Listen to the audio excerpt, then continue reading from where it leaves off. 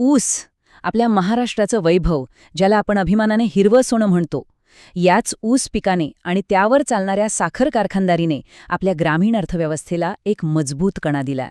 पण आज हेच आपलं हिरवं सोनं एका मोठ्या संकटाचा सामना करतंय, आणि ते संकट आहे पाण्याची तीव्र टंचाई.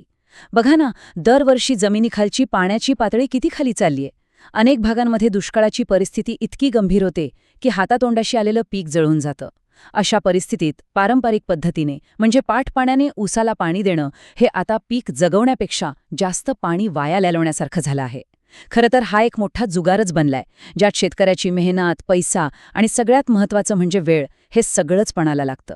पण जर एकरी 100 टनांचा तो महत्वाकांक्षी टप्पा पार करायचा असेल आणि तोही नेहमीपेक्षा जवळजवळ निम्म्या पाण्यात, तर आजची ही सविस्तर माहिती खास आपल्यासाठीच आहे. 60%. हा आकडा ऐकायला छोटा वाटत असेल, पण तो खूप मोठा आणि तितकाच गंभीर आहे. याचा अर्थ काय होतो हे आपण जरा सोप्या भाषेत समजून घेऊया. समजा आपण आपल्या पिकाला 100 लिटर पाणी दिलं, तर त्यातलं फक्त 40 लिटर पाणी उसाच्या मुळांपर्यंत पोचतं. मग उरलेलं 60 लिटर पाणी जातं कुठे? त्यातलं काही पाणी बाष्पीभवन होऊन थेट हवेत उडून जातं, आपल्या काहीच कामी येत नाही. काही पाणी जमिनीवरून इकडे तिकडे वाहून जातं आणि उरलेलं पाणी गरजेपेक्षा जास्त खोलवर जमिनीत झिरपतं. इतकं खोल की जिथे उसाची नाजूक मुळं पोहोचूच शकत नाहीत. म्हणजे विचार करा, आपण इतक्या कष्टाने आणि इतका खर्च करून जे पाणी उपलब्ध केलं ते अक्षरशः वाया जातंय. पण नुकसान फक्त पाण्याचं नाही होत. त्या पाण्यासोबत आपण दिलेली युरिया, पोटॅश, फॉस्फरस सारखी महागडी रासायनिक खतंसुद्धा एकतर वाहून जातात किंवा मुळांच्या कक्षेच्या खाली निघून जातात. या सगळ्यासाठी लागणारा विजेचा खर्च, मजुरीचा खर्च तर वेगळाच. या सगळ्याचा थेट परिणाम आपल्या उत्पादन खर्चावर होतो आणि आपला निव्वळ नफा कमी होतो. चला तर मग ठिबक सिंचनाच्या प्रत्येक पैलूला आपण अगदी व्यवस्थित समजून घेऊया. आज आपण 4 मुख्य विभागांमध्ये हा विषय अभ्यासणार आहोत. पहिला विभाग आहे वास्तव काय आहे, जिथे आपण ठिबकच्या मर्यादा आणि फायदे दोन्ही बाजू तपासणार आहोत. दुसरा विभाग आहे स्मार्ट सिस्टम कशी उभारावी, ज्यात आपण कोणतं तंत्रज्ञान वापरायचं आणि कोणत्या पद्धती वापरायच्या यावर बोलू. तिसऱ्या विभागात गुंतवणूक आणि परतावा याचा सगळा हिशोब मांडू. आणि चौथ्या शेवटच्या विभागात भविष्यकालीन तंत्रज्ञान काय आहे हेही पाहू. तर आपण आपल्या पहिल्या विभागाला सुरुवात करत आहोत. एक गोष्ट लक्षात घ्या, कोणतंही नवीन तंत्रज्ञान स्वीकारण्याआधी ते आपल्या जमिनीसाठी, आपल्या परिस्थितीसाठी योग्य आहे की नाही हे तपासणं खूप गरजेचं असतं.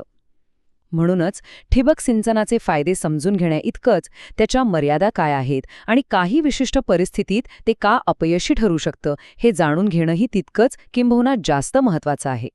ठिबक सिंचन हे एक अत्यंत शक्तिशाली साधन आहे, यात शंकाच नाही. पण त्याला यशस्वी होण्यासाठी योग्य परिस्थिती आणि योग्य व्यवस्थापन लागतं.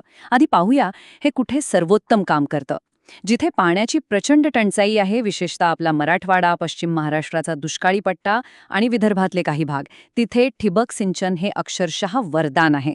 जर आपण 4 ते 5 फुटांच्या रुंद सरी पद्धतीने ऊसाची लागवड केली असेल, तर ठिबकच्या नळ्या टाकणं, अंतर्मशागत करणं खूप सोपं जातं आणि खर्चातही बचत होते. आपली जमीन जर चढ उताराची म्हणजे असमान असेल, तर पाठपाण्याने सगळीकडे सारखं पाणी पोचवणं जवळजवळ अशक्य असतं. पण ठिबक सिंचनामुळे अगदी सुरुवातीच्या रोपापासून ते शेवटच्या रोपापर्यंत प्रत्येक रोपाला एकसारखं आणि मोजून मापून पाणी मिळतं. आणि हो, आजकाल मजुरांची समस्या किती मोठी आहे हे वेगळं सांगायला नको. ठिबकमुळे पाणी देण्यासाठी मजुरांची गरज जवळजवळ संपते. आता याच्या मर्यादा पाहूया. जर विहिरीचं किंवा बोरवेलचं पाणी खूप खारट असेल, म्हणजे त्यात क्षारांचं प्रमाण जास्त असेल, तर ड्रिपरच्या लहान छिद्रांमध्ये क्षार जमा होऊन ती हळूहळू बंद पडतात. पाण्यात जर गाळ किंवा मातीचे कण जास्त असतील, तरीही ड्रिपर चोकअप होतात. शेतात उंदरांचा प्रादुर्भाव जास्त असेल, तर ते पाण्याच्या वासाने आकर्षित होऊन नळ्या कुरतडतात आणि मोठं नुकसान करतात. आणि सर्वात महत्त्वाचा मुद्दा तो म्हणजे देखभालीच्या शिस्तीचा अभाव. जर या प्रणालीची नियमितपणे ठरवून देखभाल केली नाही, तर काही महिन्यातच ही महागडी सिस्टीम निकामी होऊ शकते. हे एक वाक्य प्रत्येक ठिबक वापरणाऱ्या शेतकऱ्याने कायमस्वरूपी लक्षात ठेवायला हवं. ठिबक सिंचन ही काही घरातल्या नळासारखी एकदा लावली की आयुष्यभरासाठी झाली अशी गोष्ट नाही. ही एक सक्रिय व्यवस्थापन प्रणाली आहे, ज्याची नियमित काळजी घ्यावीच लागते. व्यवस्थापित करा म्हणजे नक्की काय करायचं? तर दर आठवड्याला फिल्टर न चुकता स्वच्छ करायचा. पाण्याच्या दाबामध्ये काही फरक पडतोय का हे नेहमी तपासायचं. ठराविक काळाने, साधारणपणे 15-20 दिवसांनी प्रत्येक नळीची शेवटची टोपी काढून दाब देऊन पाणी बाहेर सोडून नळ्या फ्लश करायच्या. जेणेकरून त्यात साचलेली बारीक घाण शेवाळ निघून जाईल. आणि जर पाणी खारट असेल तर तज्ज्ञांच्या सल्ल्याने ठराविक महिन्यांनी आम्ल प्रक्रिया किंवा क्लोरीन प्रक्रिया करणं आवश्यक ठरतं. ही शिस्त जर आपण पाळली तर आपली ठिबक सिस्टीम अनेक वर्ष आपल्याला उत्तम सेवा देईल यात शंका नाही. चला, आता आपण दुसऱ्या आणि सर्वात महत्त्वाच्या तांत्रिक विभागाकडे वळूया. या भागात आपण एक कार्यक्षम ठिबक सिंचन प्रणाली कशी उभी करायची, तिचे मुख्य घटक कोणते असतात आणि सगळ्यात महत्त्वाचं म्हणजे खर्च कमी करून जास्तीत जास्त फायदा कसा मिळवायचा ह्यावर लक्ष केंद्रित करणार आहोत. ठिबक सिंचन बसवण्याचे मुख्यत्वे 2 प्रकार आहेत. पहिला, जो सर्वात जास्त प्रचलित आहे, तो म्हणजे सरफेस ड्रिप. नावाप्रमाणेच या ठिबकाच्या नळ्या जमिनीच्या वरून पसरलेल्या असतात. महाराष्ट्रातल्या 90% अधिक शेतकरी हीच पद्धत वापरतात. याचं मुख्य कारण म्हणजे याचा सुरुवातीचा खर्च तुलनेने कमी असतो आणि देखभाल खूप सोपी असते. एखादी नळी लीक झाली किंवा ड्रिपर बंद पडलं तर ते लगेच आपल्या नजरेस पडतं आणि आपण ते दुरुस्त करू शकतो. पण याचा एक तोटा म्हणजे नळ्या थेट ऊन आणि पावसाच्या संपर्कात येतात, ज्यामुळे त्यांचं आयुष्य कमी होतं. दुसरा, जो अधिक प्रगत प्रकार आहे, तो म्हणजे सबसर्फेस ड्रिप. यामध्ये नळ्या जमिनीखाली 15 ते 30 सेंटीमीटर म्हणजेच साधारण 6 ते 12 इंच खोलवर गाडल्या जातात. याचा सगळ्यात मोठा फायदा म्हणजे बाष्पीभवनामुळे होणारं पाण्याचं नुकसान पूर्णपणे थांबतं. पाणी थेट मुळांच्या कक्षेतच दिलं जातं. या नळ्या जमिनीखाली असल्यामुळे उन्हापासून सुरक्षित राहतात आणि त्यांचं आयुष्य 10 ते 15 वर्षांपर्यंत वाढतं. पण यासाठी विशेष अँटी-सायफन ड्रिपर लागतात. हे काय करतात तर जेव्हा पंप बंद होतो तेव्हा नळीत व्हॅक्यूम तयार होतो, ज्यामुळे बाहेरची माती आणि कचरा आत ओढला जाण्याची शक्यता असते. हे अँटी-सायफन ड्रिपर ते होण्यापासून रोखतात. ही पद्धत सुरुवातीला थोडी खर्चिक असली तरी दीर्घकाळासाठी खूप फायदेशीर आहे. आपली लाखो रुपयांची गुंतवणूक मातीमोल होऊ नये असं वाटत असेल तर या स्लाइडकडे विशेष लक्ष द्या. 2 स्तरीय फिल्ट्रेशन सिस्टीम बसवणं हे ऐच्छिक नाही तर अनिवार्य आहे, बंधनकारक आहे. ठिबक सिंचन प्रणालीचा आत्मा म्हणजे तिची फिल्टरेशन सिस्टीम. महाराष्ट्रात अनेक ठिकाणी ठिबक सिस्टीम अयशस्वी होण्याचं सर्वात मोठं कारण म्हणजे फिल्टरेशनकडे केलेलं अक्षम्य दुर्लक्ष. प्राथमिक फिल्टर पाण्यातील मोठा कचरा, पानं, शेवाळ असं सगळं काढतो. जर आपण बोरवेलचं पाणी वापरत असाल आणि त्यात वाळूचे कण येत असतील तर हायड्रोसायक्लॉन फिल्टर बसवणं अत्यंत गरजेचं आहे. हा फिल्टर सेंट्रिफ्युगल फोर्सच्या तत्वावर काम करतो आणि वाळू पाण्यापासून वेगळी करून खाली बसवतो. जर आपण नदी, कॅनॉल किंवा विहिरीचं पाणी वापरत असाल ज्यात तरंगणारा कचरा असतो तर सँड फिल्टर किंवा ग्रॅव्हल फिल्टर आवश्यक आहे. यानंतर लागतो दुय्यम फिल्टर. यामध्ये डिस्क फिल्टर किंवा स्क्रीन फिल्टरचा वापर होतो. हे फिल्टर पाण्यातील अत्यंत बारीक कण जे आपल्या डोळ्यांनाही दिसत नाहीत ते काढून टाकतात आणि ड्रिपरपर्यंत फक्त आणि फक्त स्वच्छ पाणी पोहोचवतात. लक्षात ठेवा, या 2 फिल्टरशिवाय सिस्टीम बसवणं म्हणजे जाणून बुजून आपलं नुकसान करून घेण्यासारखं आहे.